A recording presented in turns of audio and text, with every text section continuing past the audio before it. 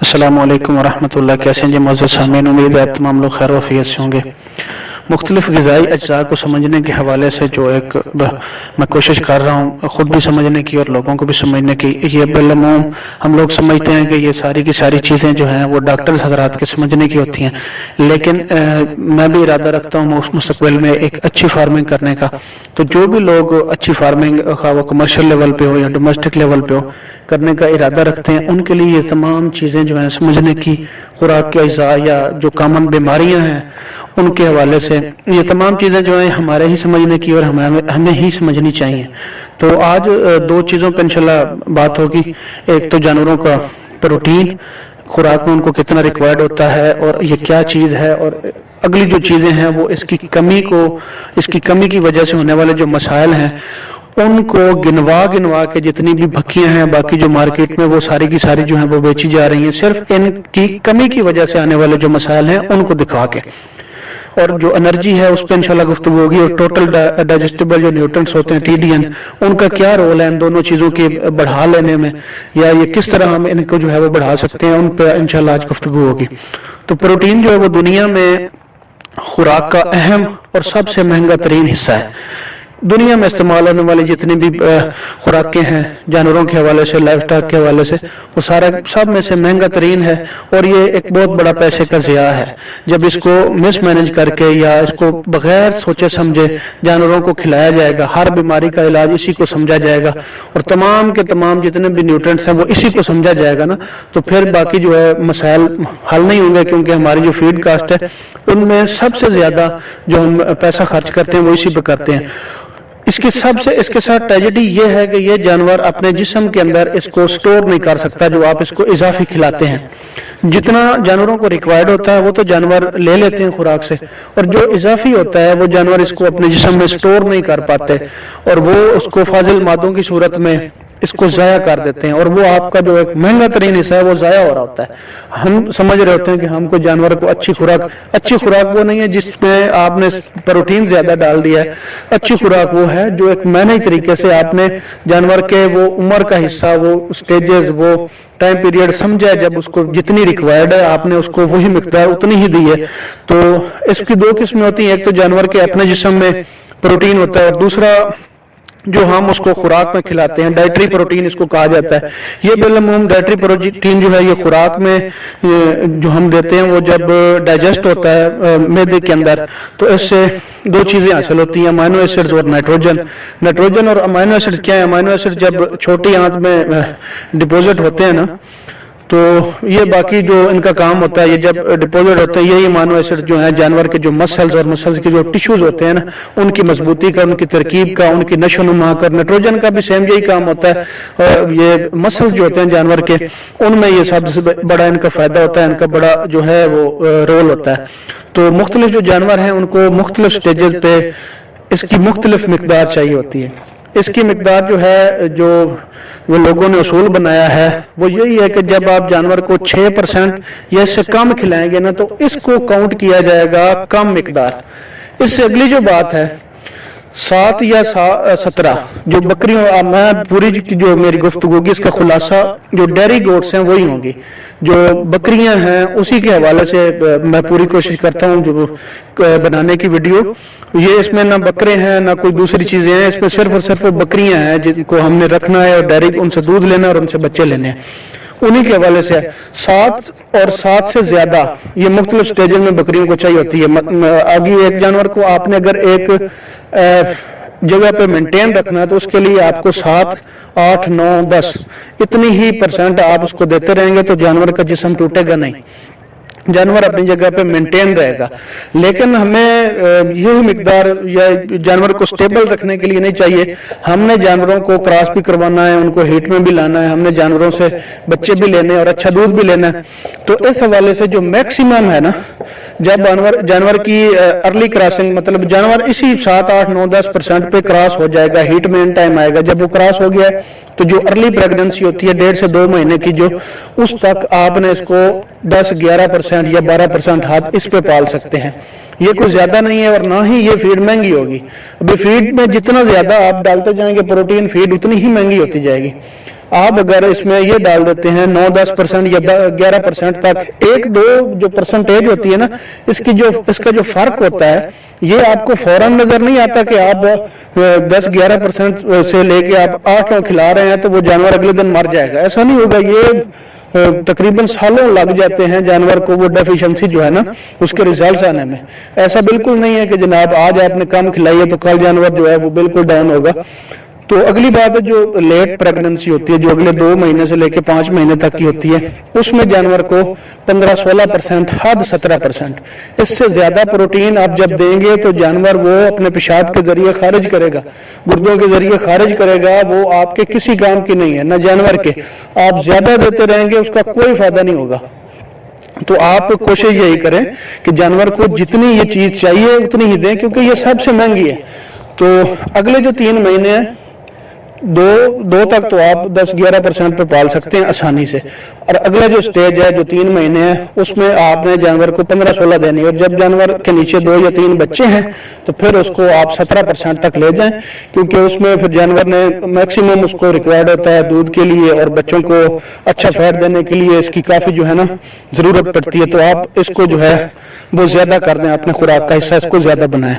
तो अगली बात है जी एनर्जी की। एनर्जी क्या है? मुख्तलिफ जो कार्बोहाइड्रेट्स हम जानवर कार्बोहाइड्रेट जो है वो जानवर की फीड में जब हम डालते हैं तो उसी की तोड़ फोड़ से ये हासिल होती है एनर्जी। एनर्जी बहुत से कामों के लिए जानवर को चाहिए होती है। अमूमी तौर पर 2 ही काम है, वो ये है कि एक तो जानवर को सर्दियों में अपने जिस्म का जो टेम्परेचर है उसको मेंटेन करने के लिए भी चाहिए, तो दीगर जो अफाल हैं बॉडी के जानवर को उनके लिए भी एनर्जी की काफी मिकदार जो है वो रिक्वायर्ड होती है। तो आप एनर्जी जो है इसका सबसे बड़ा फायदा ये है कि ये जिस्म में स्टोर हो जाती है। आप जानवर को अगर ज्यादा खिला रहे हैं ना तो इसमें जो जरूरत है जानवर को उस वक्त वो तो जानवर ने उसको अपना यूटिलाइज कर लेना है, और उसके बाद जो बचेगी वो जानवर अपने नजदीकी जो उसके ऑर्गन्स होते हैं उन पे स्टोर कर लेता है और जरूरत के वक्त उसको यूटिलाइज कर सकता है। तो एनर्जी जो है वो जाया नहीं होती जानवर की, कम से कम वो जानवर हमेशा यूटिलाइज ही करता है अपने जिस्म पे, वो जाया नहीं जाती। इसका प्लस पॉइंट ये है, ये मुख्तलिफ किस्म के जब हम तेल देते हैं, जो हम इसको डालडा घी वगैरह देते हैं, जो देसी घी देते हैं, जितने भी फैट से मतलब बाईपास फैट्स हो गए, इवन एनर्जी जो है वो प्रोटीन से भी हासिल होती है, या जो हम फाइबर खिलाते हैं उससे भी एनर्जी जो है वो हासिल होती है। दीगर अफाल के हवाले से आप ये समझ लें कि जो एनर्जी है उसकी रिक्वायरमेंट जानवर को हम जो खुराक खिलाते हैं उसको हजम करने के लिए भी जानवर को बहुत ज्यादा एनर्जी की जरूरत होती है। मिसाल के तौर पे कुछ अर्सा पहले पाकिस्तान में ही एक रिसर्च हुई थी कि ये जो शुगर मिल्स होती हैं इनका जो वेस्टेज होता है, मतलब गन्ने से जब रस निकाल लिया जाता है तो बाकी जो फोग वगैरह बचता है उसको हम जब खुराक में अगर यूटिलाइज करें किसी भी तरीके से तो उसके क्या फायदे नुकसान हो सकते हैं। तो लेबोरेटरी में उसकी सिर्फ प्रोटीन देखी गई, प्रोटीन उसकी 6-7% थी, तो वो बहुत अच्छी थी। तो लोगों ने बड़ी हैरानगी का इजहार भी किया, और जो साइंटिफिक उस पर रिसर्च करते थे उन्होंने रिकमेंड कर दिया कि यार ये तो जानवरों को जो है वो खिलाई जाती है। खैर उन्होंने इसको लोगों को तो नहीं बताया, खुद उस पर तजर्बात किए, तो जो रिजल्ट्स है वो बहुत ज्यादा एनर्जी के हवाले से समझने के थे। तो जब उन्होंने ये फोग जो है 15-20 दिन या 25 दिन के लिए जानवरों को खिलाया तो उसके बाद जानवर जो है पहले तो अच्छी ग्रोथ करते रहे, ठीक रहे, बिल्कुल वो मतलब स्टेबल रहे अपनी जगह पे, ना उनका कोई फायदा हुआ ना नुकसान हुआ। तो वो इसको सोर्स क्या समझ रहे थे कि एक टोटल फीड मुमकिन है इसके साथ कुछ ना कुछ ऐड करके इसको बनाया जा सके। तो 20-25 दिन या 1 महीने के बाद जो रिजल्ट है वो इस तरह थे कि जानवर जो है दिन ब दिन कमजोर होते जा रहे हैं। तो उन्होंने फिर जब इसको दोबारा टेस्ट किया कि यार ये क्या मसला आ रहा है, तो उसके ऊपर जो सख्त होती है ना उसकी सख्ती या उसका जो ऊपर वाली उसको वाल कहते हैं या फाइबर जो है उसमें इतना ज्यादा और मजबूत किस्म का था कि वो जानवर जितनी एनर्जी उसको हजम करके हासिल कर रहे थे ना वो उससे ज्यादा एनर्जी उसको हजम करने में सर्फ कर रहे थे।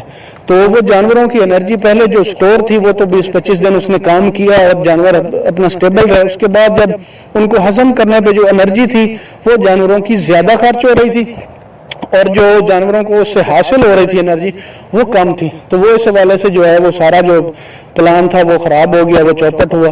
तो अगली चीज है TDN या ग़िज़ा के वो अज्जा जो सारे के सारे जो हैं वो काबिल हजम होते हैं, digestible total. TDN stand for total digestible nutrients, खुराक के काबिल हजम अज्जा। अभी आप इसके लिए वो जो पहले मैंने मिसाल दी है शुगर मिल, जो शुगर मिल्स का वेस्टेज होता है उस हवाले से वो काफ़ी है, लेकिन इसको आप मजीद समझ लें। हमने जो खुराक जानवर को खिलानी है वो एक मखसूस टाइम पीरियड में जानवर के मैदे में रहनी है और उसके बाद उसने सर्कुलेट हो जाना है, उसने अपना जो एक सर्कल बनता है वो बनाना है। और वो क्या होता है कि जो जानवर हजम कर लेते हैं वो खुराक जिस्म का हिस्सा बन जाती है, और जो खुराक वो हजम नहीं कर पाते वो सारा का सारा जो है वो फुजला और वो जानवर की मेंगनियों की शक्ल में वो निकल जाती है, तो वो सारी की सारी जो है वो ज़ाया हो जाती है।